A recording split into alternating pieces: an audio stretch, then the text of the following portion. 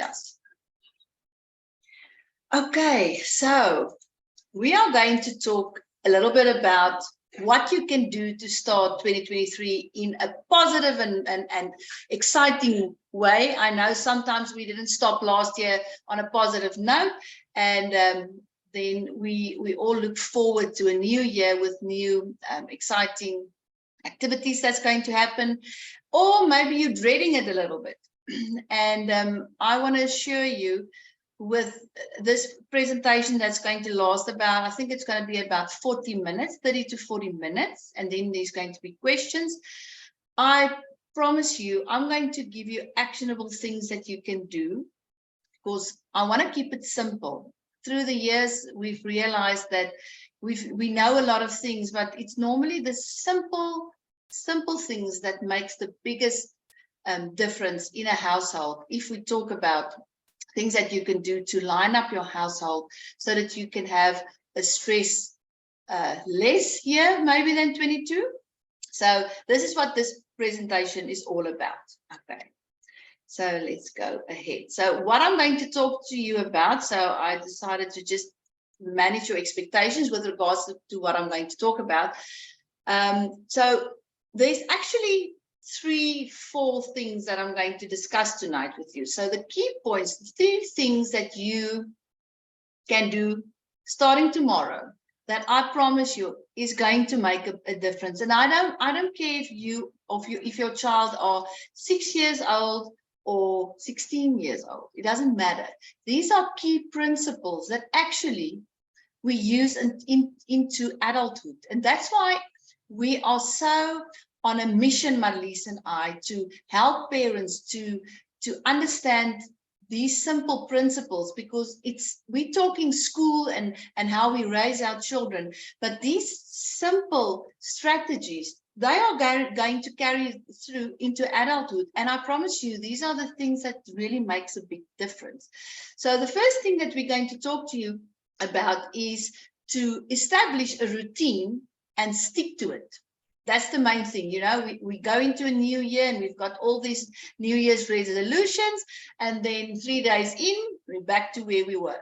So the main thing with regards to changing something is not to make it the goal too high so that you can't achieve it, because that's why people don't stick to these things. So starting with a simple routine, nothing major. And also, even if you've got different ages of children in your house, this works. I've got, and I'll give you a little bit of an example of, we're going to introduce ourselves. I've got 3 boys, and the smallest one is 10, and the oldest one is 23. So these simple principles works for all ages.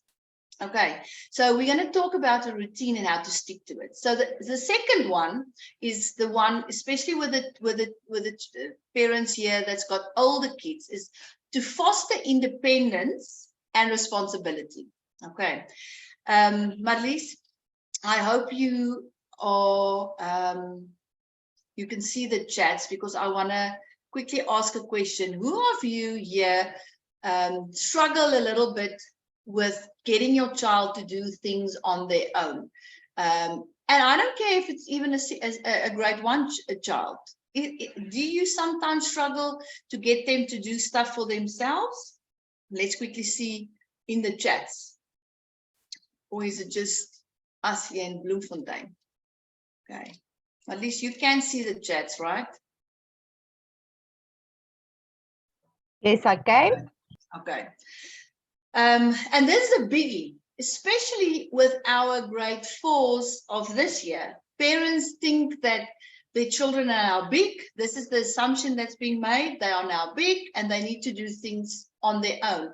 And it surely is the truth. But we always say the skills that your child need to be independent, that you teach them those skills. And this is not finger pointing. It's just pointing to certain areas that you can maybe tweak a little bit in your household. The third one is to understand what your child can do and can't do. And remember, if I talk about this can't do, doesn't mean they are never going to be able to do it. I mean, when we are small, we can't ride the bike, but now we can. Same with driving a motor car, all right? So, but you need to understand your own child, because each and every child is different. And I know, remember, I'm an old mom. Through the years, there's always, you are looking at other moms and other children and you're thinking, oh, what am I lacking? What am I not doing right? Because this child is not struggling with anything. My child is struggling, things like that, okay? But you need to understand where your child's skill set is at now. And this presentation we've been doing for many years. And we always, at the end, I changed my third point. People say, okay, but how do I know? So that's why we are going to talk about how I can help you guys to know what your child's skill set is. Okay. And the fourth one is we're going to share with you how we can assist you, because that's why we're doing this. All right. Okay. So here is Marlies and I don't look like this tonight. Okay. It's very hot here. I'm sitting with a fan. It's like almost 40 degrees. But my name is Karen Visser. Next to me is my sister, my blood sister and best friend is Marlies. I'm sorry, a teacher. I was a teacher. Marlies was a registered nurse. And my journey started actually when my oldest son, that's now 23, was in grade 1. So I was told my son was going to struggle. He had ADHD. In grade 3, he was diagnosed with autism. So, and you need to remember, this was now many moons ago, 15, 16 years ago. And they were no one was there to help me. The only person that was actually able to help me was Marlies, because at that stage, she was a medical representative and she was repping Ritalin.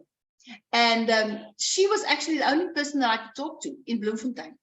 And this actually where this whole business started, how I started helping him, assisting him.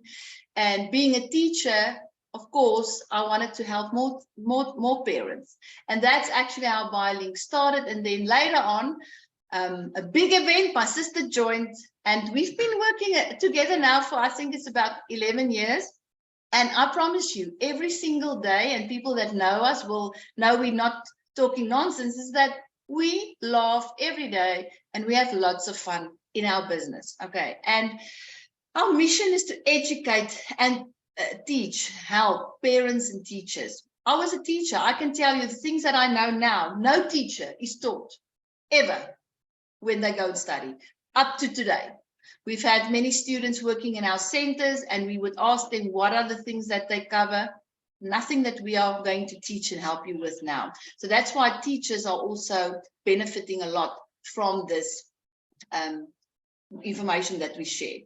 And we've not bragging, but we've been doing this for more than 15 years and we've got an international business. And our biggest claim to fame, other than the business that we started, we developed a tool that was now being used all over the world, and we launched it in Washington, D.C. in 2017, Marlies and I. So we are very passionate about what we do, and we are very proud of the things that we accomplish. And then this other person here is Dion Visser. He's actually my husband. He's a silent partner. He's a professor in chemistry. And when we started looking for alternatives, he's the kind of guy that doesn't believe anything if there's no research done or studies and things like that. So us three, it's a family business and it's going very, very well and we enjoy every day. So let's start with the first one. Create a stickable, I don't even know if there's a word like that, but a stickable routine, okay? And I promise you, with routines, it makes things predictable.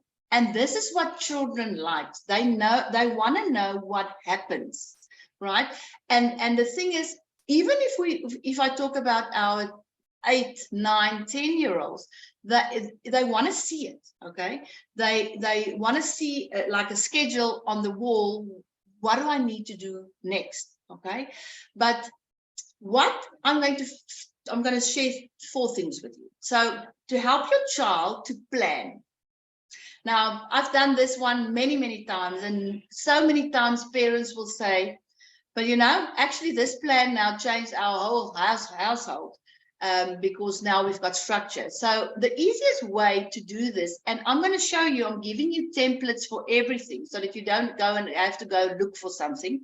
But a simple seeable, let me show you how it looks like. This is the one that I'm going to give you.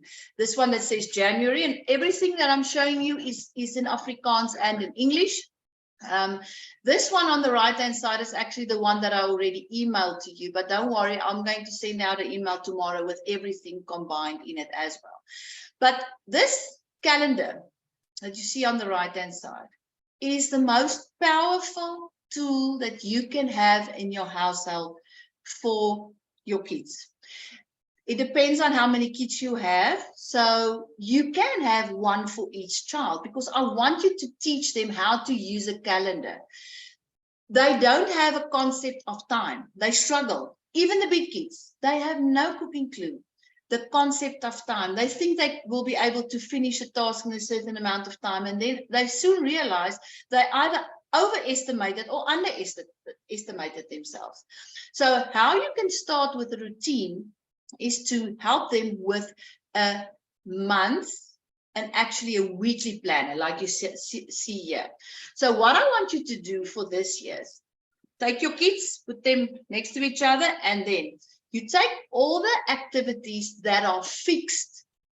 And then, so let's say they get their tests, exams, oral, anything that you get information from school.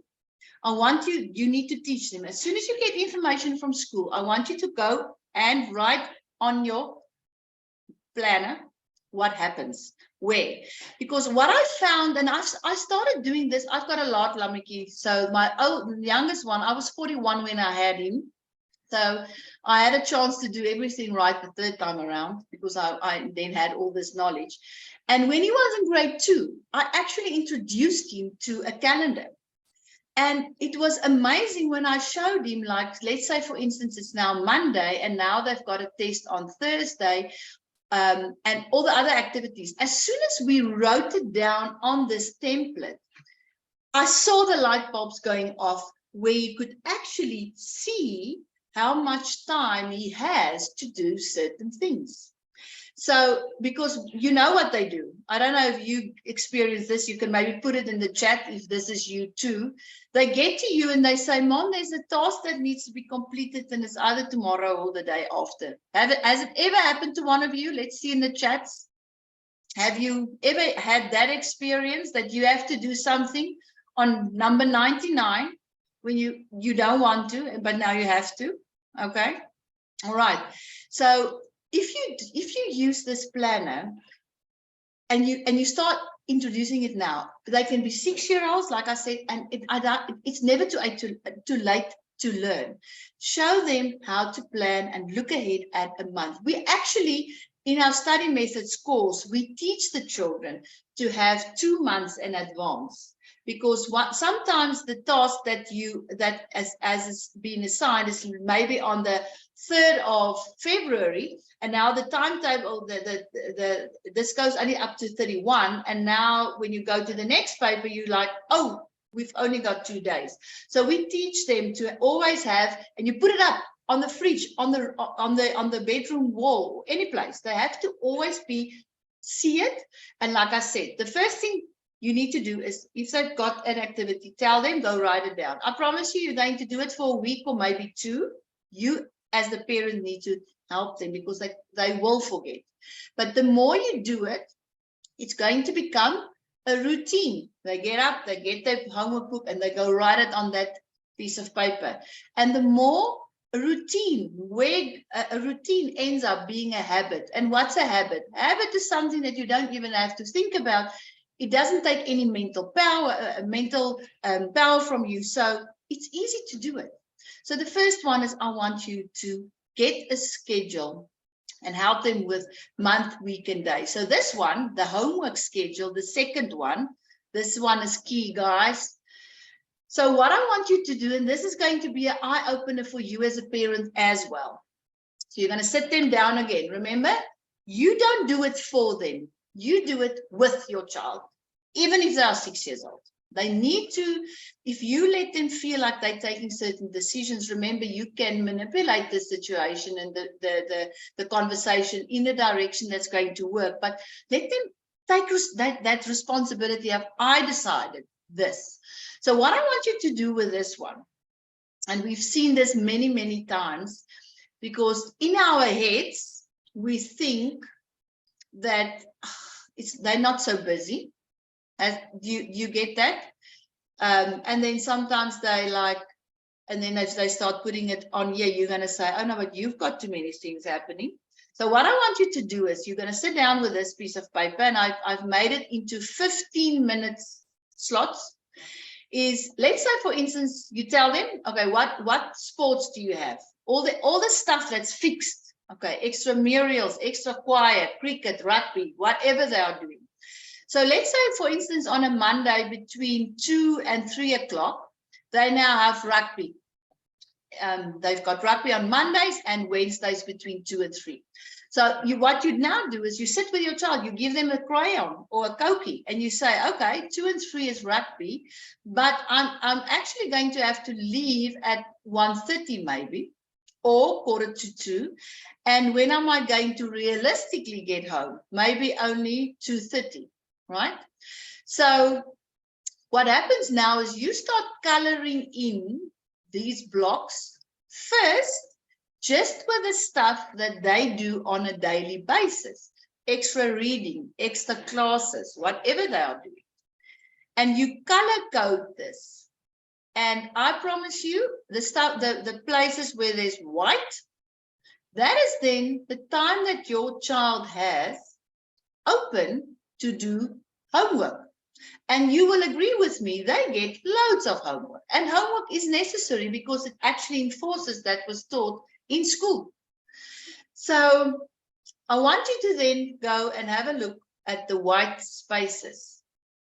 And then look at exactly what, and they are going to see, but when am I going to do homework on a Monday? I'm going to only be able to do homework after 6 o'clock. Now, if your child is in grade 1, grade 2, and even in grade 3, and they can only start doing homework after 6, you've got a problem. You cannot overschedule your children because it happens. And I know we want to expose them to everything, and we want them to, I know, especially when they're in grade 1, you want them to try everything. But in the end, the parents that phones us is the parents that say, but my child is struggling. And if I do this exercise with them, it's a matter of they don't have enough time to just do the homework to enforce the work that's been done in school, because they need to do that. Does this make sense to you guys? Let me just see it, because I'm talking here. Ek praat uit spoegspot. Are you with me? Does this make sense to you? Okay, Nicolette, thanks for your thumb. I appreciate it. Okay, Yannick, thank you. Okay, so I'm sending you all of this tomorrow. So this is the scheduling. Okay, let me just go there. And then a homework plan is something also, this is what we do in our study methods hub, and not really in the course, but we show them this, is that they struggle. And all children, most children that we know and that come through our doors struggle with planning ahead. So they get to you and they say to you, okay, I've got a natural science task or assignment, but it only has to be in 2 or 3 weeks or 4 weeks time. But you need to help them to plan, how do I take that task, break it up into small little pieces, and then schedule those little pieces into time slots. Otherwise, you are going to do the task. And I want to really tell you, as an older mom, and Marlies as well, her daughter's also 21, almost 21, is that, and we see this in schools, we work in schools every day. So what I'm sharing with you is what I see. It happens in Bloemfontein, and I know it happens everywhere, is that the moms, because we are in a hurry, we do a lot of stuff for them because we just want to tick that box because we've done it. But in the end, you are robbing your child of skills that they actually need to learn to do. Otherwise, you're never going to get them independent. You're going to do tasks until matric. You don't want that. So one of the things that I really, really struggle with is to take a task, break it up into small little pieces, reverse engineer. So I have to do a task. It needs to be on a poster. They want X, Y, and Z. So take that task, break it up into all the different pieces that adds this thing up, and then schedule that, because that's when you're going to teach them how to look at the task and immediately in their minds know, okay, I need to do this, this, this. And what I'm talking here about is executive functioning skills. And I know a lot of people don't know what that means, but this is where you are supposed to know how to plan, organize, time management, stay on task, complete tasks, ignore distractions, things like that. So it's very important that you help them and teach them how to break down tasks and reverse engineer. And you know why I'm telling you this? And I always tell this story. You remember when we were all in lockdown? Like I said, my husband teaches chemistry at the University of the Free State. And at that first month where no one was going anywhere, he had parents, you hear me right, parents of first and second year students phoning him, asking him about assignments of their children. And I mean, that's a no-go. And the thing is, you are never going to help your child to become independent and think for themselves if you don't start somewhere. Okay, so the easiest way is if they start getting something like an oral. The oral is on Friday. Let's start talking on Monday. What do you think you're going to talk about? So there's different strategies how to do that. Okay. And then this one also very important, create a designated study area. So many times we parents will tell us, no, but they sit around the dining room table or in the kitchen and the TV is on and the little brother is playing here. It doesn't work like that. You need to give them structure and order so that they have a place where they know this is when I do my homework. And then you take away all the distractions, that includes the phone, and then also keep it very simple. And the story I always share as well, Marlies, I've got 3 sons. Marlies has got a daughter. So Marlies, when she does the study methods, she always tells the parents there that you put them, they need to have a designated area, but there mustn't be a mirror in front of them, because girls like looking in the mirror, and they're going to distract themselves. Okay, so a designated area where they can study and do their homework. And then something that's very important as well is to have a solid bedtime routine. They need to go to bed, they need sleep. I don't have that stats here, and I know Marlies is doing a presentation on that, but sleep is so important. I know from my own experience, if you don't sleep, and I test my skills the next day, it's pathetic. It's not good. So sleep is essential for our children. So there needs to be a cutoff time for screens, and then maybe bedtime story, brushing teeth, just be calm, and then go to bed. They need that. Okay, routines is so important. Okay, now by implementing these routines and strategies, you can help your children establish good habits, and then we want them to have a balance between academics, all the stuff they do after hours, but then also some personal time. And I know they are bombarded with so many things that they need to do. This one is still a this is difficult. But if you are organized and structured, it really helps. Okay. And I love this little quote from Albert Schweitzer. Success is not the key to happiness. Happiness is the key to success. If you love what you are doing, you will be successful. And the thing is, if they get their homework done fast and they can tick that boxes, they feel successful. And I know this is what we all want for our children. Okay, so let's look at the second one. Oh, and this is a biggie, and I already started preaching to you about this, but foster independence and responsibility. So how are we going to do this? So the first one is to provide them opportunities for them to start taking decisions and also earn up, get responsibilities that they need to, foster. So what I want you to do here is give them, even if they're small, a task to do in the kitchen, like maybe cooking a meal with you, okay? Helping them to see what happens in and around the house and giving them, that's why chores is so, it's important. We have to give them certain tasks to do. And if they are small, you can maybe do a little bit of a, and I'll send this to you. Let me just see in the chat. Is there any people in the chat now or in the group now that's got children in grade 1 and grade 2? Marlies, will you just have a look quickly?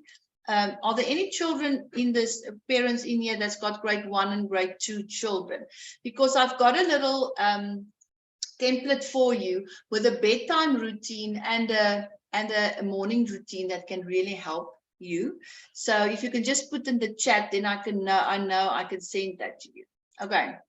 And this one is very important, is that, okay, Janique said grade 1 and grade 2. Okay, so I'm going to definitely put it in email. Thank you, Janique. Is to help them to set goals. Okay. And goals can be personal. So let's say you've got a smaller kid and they really want to maybe start doing swimming. A goal could be, to say, but I want to really become a good swimmer. And then you, as a parent, need to sit with your child and say, okay, so what do you think we need to do to become a successful swimmer? My small little boy, he says, if you ask him what he wants to be one day, he immediately tells you he wants to be a professional golfer. And then I had to sit him down and say, okay, and he gets coaching actually from a guy that his coaches a professional golfer in Bloemfontein, Wilco Nienaber. When I said that, Marlies was like, who's that? I hope one of you guys know who's Wilco Nienaber, but he coaches him.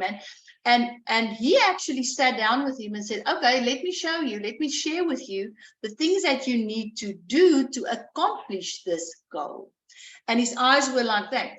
So it's important to help them to set goals. And then if we set academic goals, and now this one, Marlies normally does our study methods courses, and we talk about, you have to make a smart goal. A goal needs to be smart. So S for smart, for specific, measurable, achievable, reachable, and there needs to be a certain time on this goal. Because you know what they do, and we see this in academics. They now, let's say they've got a math, they did poorly in math, so they got, let's say, 50%. So now they say to you, or you ask them, but what is your goal for math this term? 70%. And you know what? Most often, more times than often, they're not going to be able to do that, because we don't know what was the reason that they did do so bad, for instance. But that big jump is too big, because what happens now, they set that goal, they don't achieve it. What do? They never set a goal again. So and this we teach them in our study method course as well, and we do exercises with that, is to teach them to take a goal and then break it up using these 5 different aspects. So what specific, so if you say, so a better one would be, okay, I got 50%, let's go for 55%. And then, so that's the goal. And now we have to reverse engineer that goal into doable things that they need to do to accomplish that goal. Okay, so a goal needs to be smart. So you need to equip yourself with, how do I help my child to set these goals so that they accomplish? Because if they are successful, they're going to do it again. But it needs to be reachable. Okay. And this one is my favorite one. Help your child to develop problem solving and critical thinking skills. So in the chat, come on, let's and help me out here. How do you think are you going to help your child to develop problem solving, critical thinking? Let's see. Is there anyone who wants to try? What do you think you can do to, there's a very easy answer, one answer. Okay, I think this is Marlies answering here. Okay, but any other parent who wants to try, I'm going to shock you with this one. Okay. Yes, we will send, the recording is going out to everyone. You know how you're going to help them?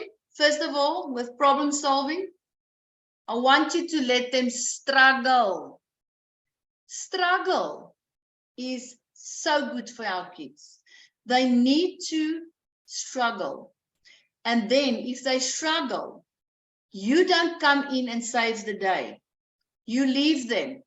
And then you are going to take that situation and you are going to lead them and ask specific questions. Let them think about, if this didn't work, okay, what other area, what other things can we try?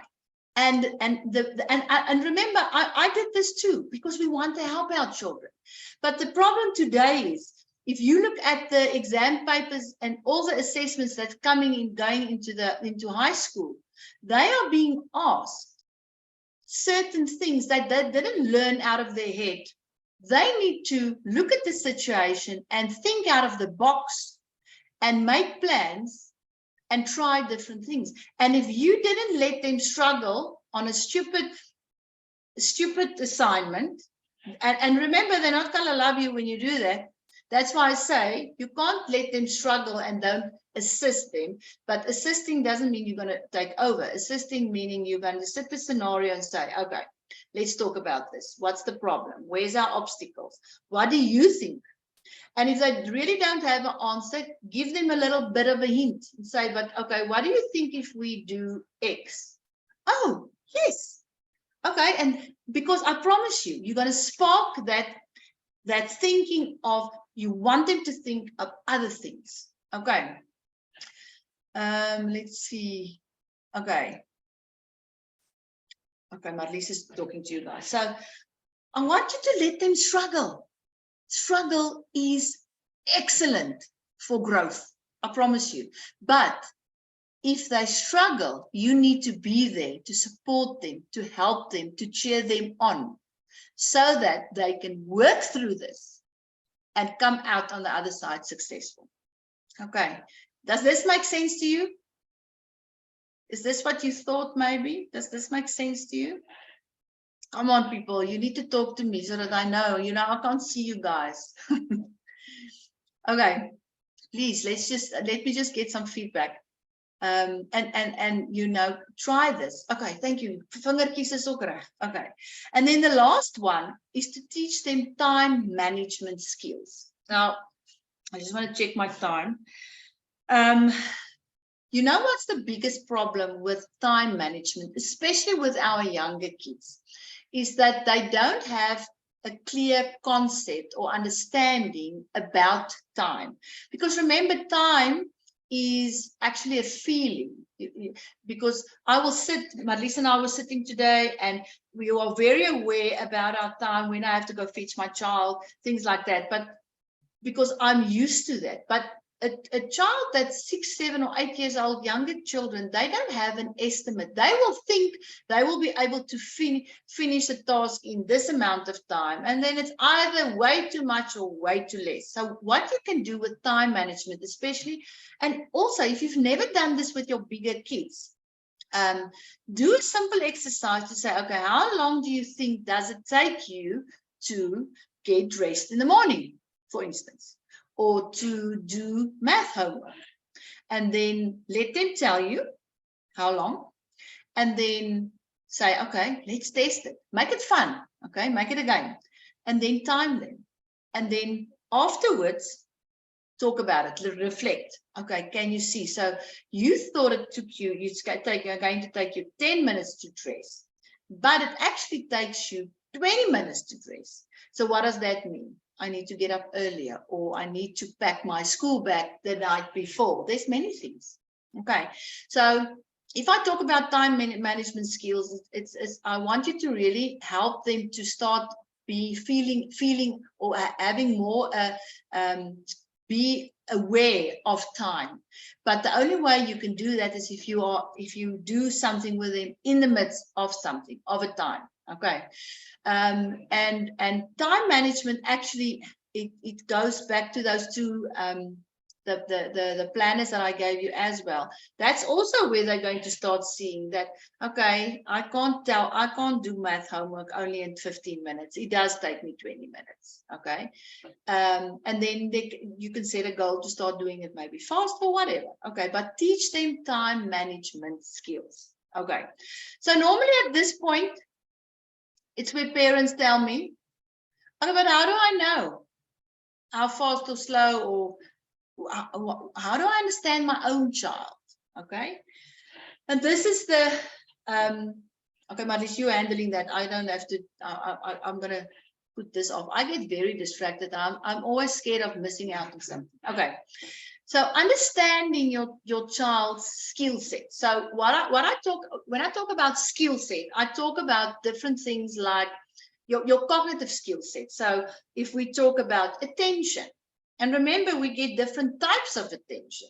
Okay, so it's sustained attention, divided attention. Okay, so there's different attentions: brain processing speed, impulse control, auditory processing, visual processing. So how I see this for myself is see a brain, and then inside of this brain is like what is ratte in Engels? It's what is ratte in English? Is someone help me with what is ratte in English? Gears. Gears. Thank you, gears. I see it like gears, and these gears are all in your head. And the one gear, if the one gear starts turning, the other one's going to start turning, and then the other one is going to start turning. So these skills are gears in your brain, and they need each other to get stuff done.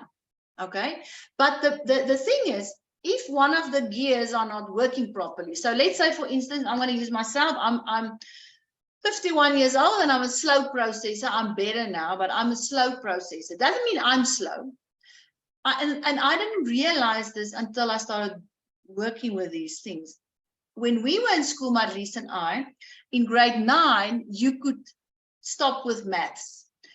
I loved maths. I did. And even today, I love to figure out a thing, but I need time. So when I was in grade 9, the teacher, Mrs. De Wet, I will never forget her. She told me, Karen, you need to stop doing maths, take another subject, because you are too slow. You can't do maths. That was her words. And it really, it's not nice if you hear that. And up to a long time after that, I knew, or I believed, that I couldn't do maths. But today I can look back and I know I can do maths, but I need a little bit of extra time to figure it out because my brain works a little bit different, you know. So if brain processing speed is an issue, we see certain behaviors in children. But the great thing is, it doesn't matter what these skill sets are looking like now. You can improve it. I mean, when you were 6 and 7 years old, you couldn't ride a bike. You had to learn how to ride a bike. When you were 17, 18 years old, you couldn't drive a car. You need to learn how to drive a car. So any skill can be taught. Okay, so it's very important to remember that. So if you understand your child's skill set, and this is where we especially talk to teachers as well. You know, a teacher, and remember, I was one, and I've got many friends that's teachers. They stand in front of the classroom, there's 30 kids in there, and you see what? You see different behaviors.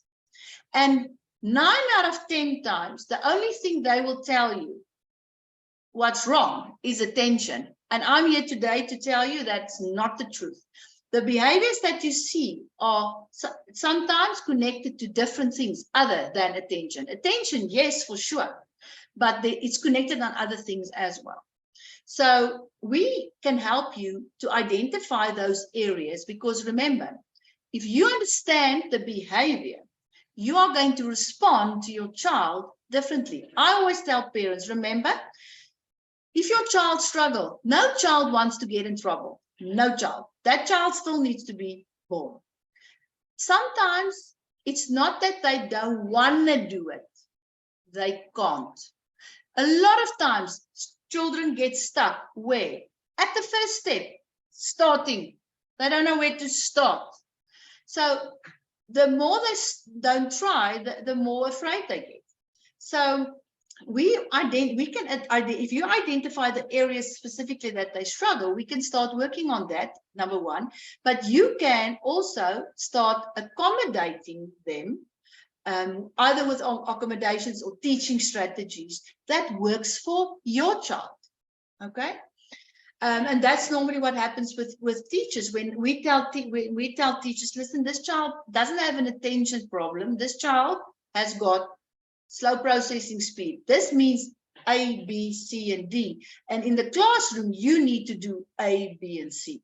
And then most often, the teachers are so glad that they now have this information that they now can, the child's not going to frustrate them anymore, because now they understand. Okay.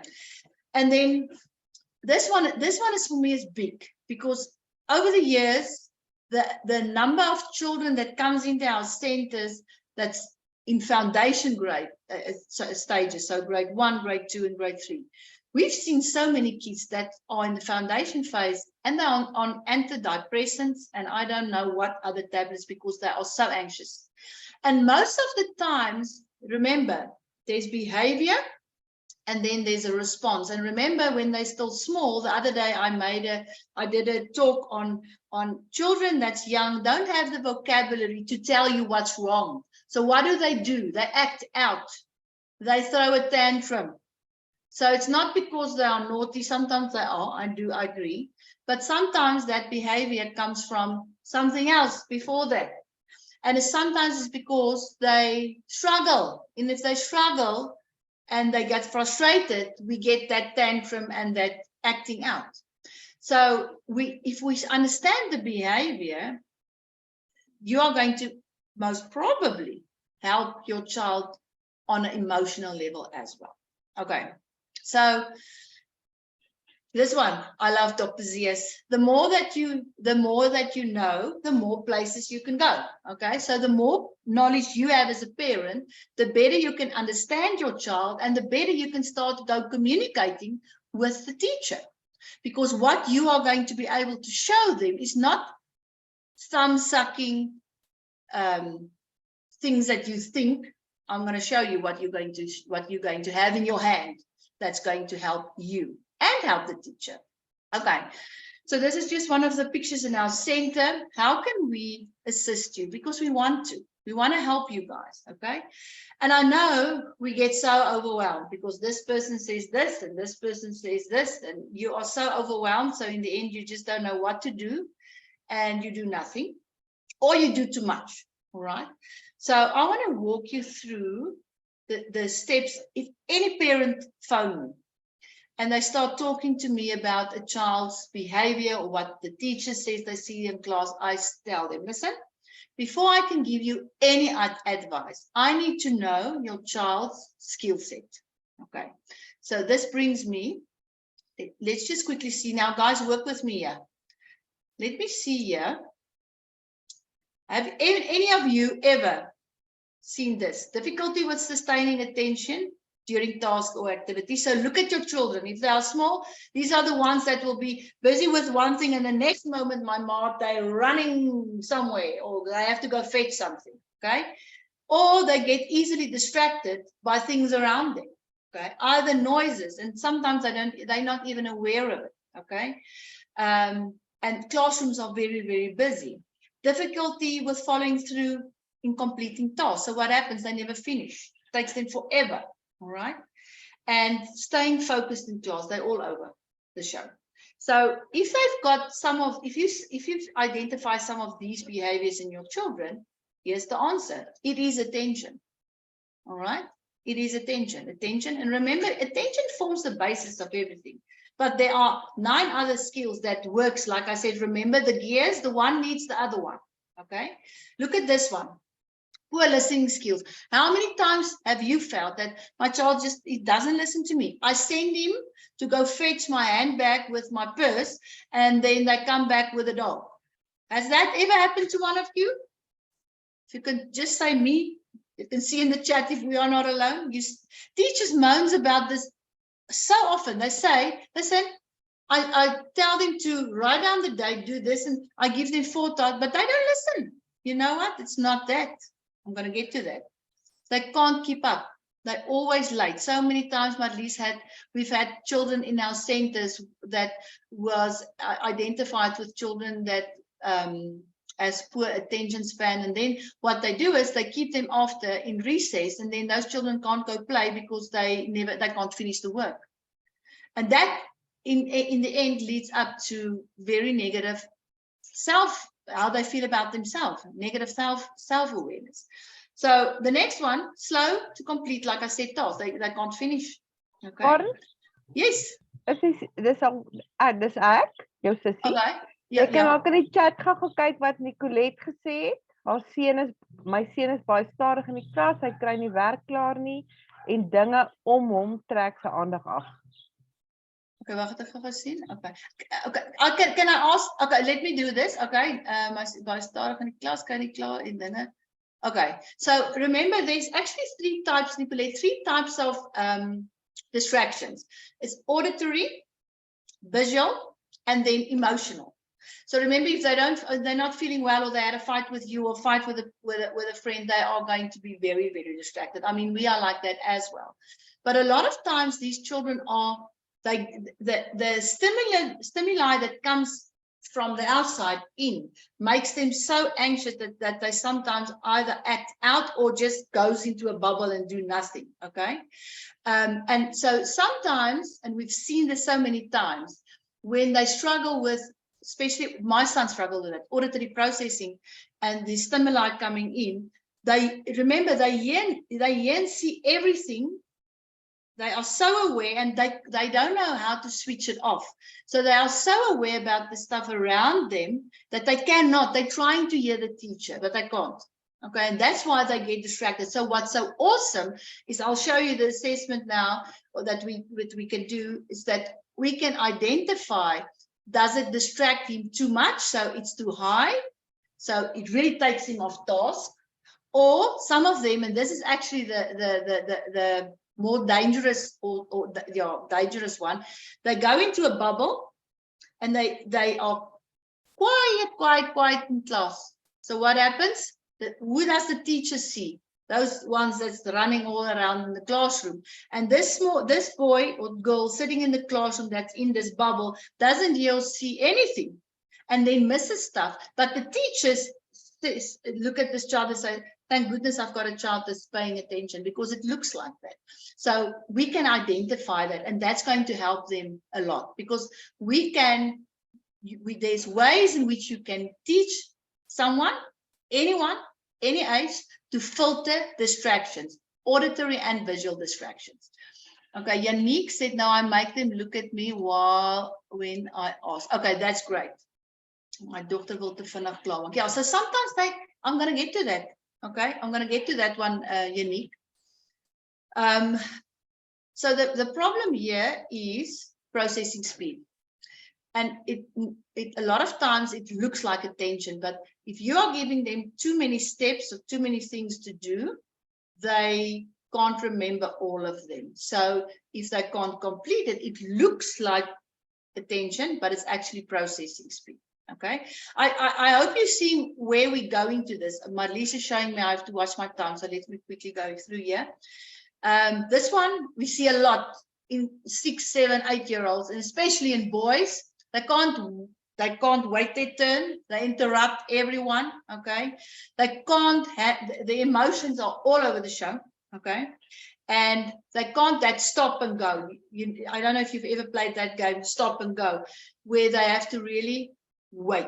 And normally 6 and 7 year olds, it's actually normal for them to be impulsive, because it's actually the answer. They are impulsive. But if they are impulsive and it keeps going on and they get into the higher grades, this is the children that gets in trouble because they call out. Teachers think they are rude. They don't have a lot of friends because they are all over the show. But most importantly, if they start doing homework, they will rush through it. Or if they do an assessment, they will be so in a hurry that they will miss certain things. So impulse control is a big thing. And now if we add emotions on here, if they are not feeling well, or there's something happening that's on a negative side, they will be impulsive. Okay, so this is the focus assessment. I just want to quickly show you. So this assessment is the one that we co-developed with AfriForte. It's the Workwell arm of the Potts University. And this assessment's we wanted something that for a normal person, parent, to understand. So you will see over here, first thing that's important, this is an objective, scientific measurement of attentional control. Okay, so there's no person involved, so no opinions. So I always tell parents, go with this and show them this is a scientific proof. This is scientific measurement of what we found. Okay, it's not someone's opinion. So for instance, now, okay, it's very easy, no language required, so we can test from about 5.5 years old. Very boring assessment, and they do it on a computer. The main thing here that makes this one different is that there is auditory and visual distractions built into this assessment, so that we can see if auditory and visual distractions may be the primary source of your child being impulsive or getting anxious, right? So what we measure is consistency, that's attention span, performance, brain processing speed, and over years impulsivity. And on the back side is our, and I don't have an example, that's where we show them the distractions, but I want to quickly show you here. We put in age and gender. So this was a little girl that Zandri tested, 7 years old. So your child is going to be compared to a control group of 7-year-old girls. And this is not, remember, an assessment. Let me tell you this, and you need to always remember this. If you assess your child for anything, I don't care what, don't see an assessment as a negative. An assessment is a communication tool for you to understand your child. Because normally when we do assessment like this, the parents come sit there, they are so nervous because what's my child not doing right? What is my child doing wrong? I don't want you to have a perspective like that. If you change your perspective, you are going to change the way you look at things, okay?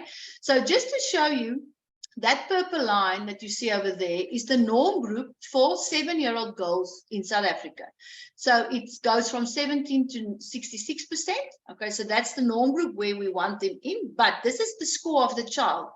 Now, it's 35%. So normally what I do, like I said, I'm very practical. The assessment is only 20 minutes long. So now I can show a mom or a dad that out of the 20 minutes that your child was doing this assessment, only 7 minutes of that 20 minutes, your child was attentive. And remember, this is not the first 7 minutes. So that's why you get a child that now they're with you, now they're not. Now they're with you, now they're not. So this makes your planning when you schedule homework and things like this. This information is going to help you to not think that they can do homework for 30 minutes. No, let's try 10 minutes and we break up for a quick break. Okay, doesn't make sense to you. So these scores, we want to go to 85% and above. That's our goal, to go there. Performance is brain processing speed. Look at that one, 5.8. So this poor child is never on par. She's always 6 steps behind, and it makes her so anxious. So her biggest problem is anxiousness, because she can't keep up. But I hope, and this is impulsivity, this one, we need to go to the opposite side, so we don't want to see blue. This child's very impulsive. So now we understand certain behavior. And with this results, you can we will give you a strategy when we do a feedback and how you can communicate this with a teacher. We also have documents where every we talk about a construct is really we've mapped it out with all the different behaviors that you're going to see. Okay, so this is an assessment that can answer so many questions for you. Okay, starting point, how am I going to go from here? What are we going to do now? Okay, so that's one of the tools that we can do. Then the other thing is, remember, we talked about independency and all of that. So what should your next steps be? Is I'm going to send you loads of templates, things that's in our, we talk about, we've got a toolbox. So I'm going to add a lot of tools in that toolbox. Please, you need to make certain this email is going out tomorrow, and it's going to have the recording, and it's also going to have all the templates. I sent out emails, and so because I can see who opens the emails, and there were so many people that didn't open the email. So please look out for this email. If it doesn't get into your inbox, go to your spam or go to your spam area and see if it's not there. Okay. Now, what you also can do is this assessment can be done. We've got loads of agencies throughout South Africa. This can be done at, so let's say you are in Durbanville, for instance, then you can go to our agent and you can go do that in their office. But loads like Richards Bay, we don't have someone in Richards Bay. So you can then contact Marlies and I, because we can do this assessment long distance. So we can do this assessment, and we will have a feedback session as well with regards to what I showed you now, where I will sit and discuss your child in person with you. It's normally an hour discussion that we do.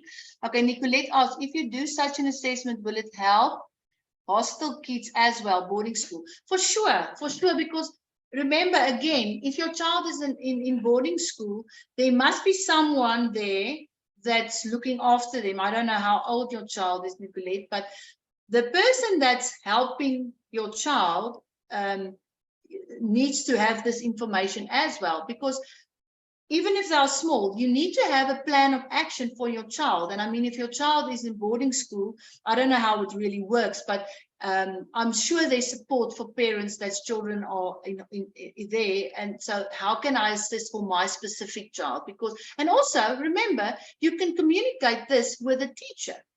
Okay, so it can definitely, 9 years old, it can definitely work. And now, of course, Nicolette, it's your child now in grade 4, yeah, they need to start studying. Okay. Yes. Okay, so studying, and I'm going to get to that now. So either an agent, or you can contact us. I'm going to give you the contact details now, but it's in the email as well. Okay, we have, you heard I talked about our study method course, and I promise you we've been doing it for more than 11 years, and it's like a course there's no course like this, because Marlies has fine-tuned this through the years into a very, very unique way of teaching children. We're not going to just teach them how to summarize. There's loads of stuff that needs to happen before that. So we remember we're in Bloemfontein. I don't know if there's any Bloemfontein people here, but we do in-person workshops. But also our online study method course is also going to be available in February. So if you are interested in the study method course online, I would love for you to just in the chat for me, just say online study method course, so that we can contact you, and just put your email address there for us as well. Marlies will grab them. And I promise you, it's a step-by-step course, and we've had so many teachers bringing their own children, and after the teachers has done this program, they said to us that they changed the way they taught in school because of what they learned here, because they weren't aware of all these different aspects.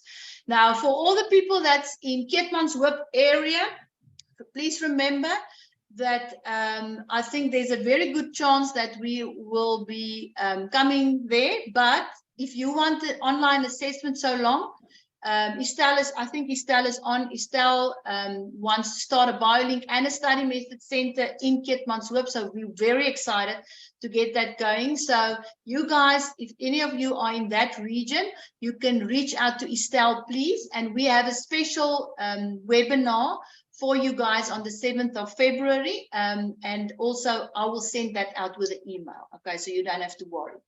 And then here's our email addresses. So you can use the info@biolink-braintraining.com.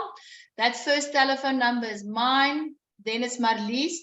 So at this stage, if you have any questions with regards to the assessment or the cognitive skills, the first part, you can, if you want to phone me, you are more than welcome to phone me. Anything related with study methods and all that side, Marlies is the absolute go-to girl that's going to help you. I hope that tonight has helped you a little. Can I see, is there anyone that, oh, there, Marlies put the link in the chat. You can go to that link, click on it, and it's going to give you an outlay, and there's a special offer as well. So go grab that link. But is there any people, first of all, did you learn something? It's important for Marlies and I that we know that we deliver content that can help you. Okay, Yannick says that baie geleer. Okay, great. Any other people? Let's just see. Elrika, Sabisiso, did you learn something, my dear? Andrea, het julle iets geleer? It's very important for us that you, and the key here is that you take this and now don't go and be like a jet and you want to start implementing everything all at once. Take one thing at a time. So maybe start with a monthly planner and then try this for a month and then start introducing the next thing, because we've seen this many times. You are very excited and eager and you want to do everything right now, and then you become overwhelmed, your family as well, and in the end it's not gonna maybe have the outcome that you were expected. Okay, guys, if there's no questions, sal regtig wil verstaan hoe om dit nie te beklei met my kiddies wanneer dit by huiswerk kom nie. Okay, Yannick, yes, so that's what I'm saying. If you understand your child's skill set, you're going to definitely look different at it, and then there's different ways in which you can do it. Okay, can help them. That's why I'm saying we can do an assessment, and then when I sit with you and we do I normally do this on Zoom, and then we discuss it and I help you with certain strategies that you can try. Okay. Yeah, we don't want to fight. It's not nice for anyone. Okay, guys, at least from your side, I think we are done. If there's not anyone else that wants to ask something, then I will send you the email tomorrow. And thank you very much for everyone that attended our session. Have a great evening, guys. Bye.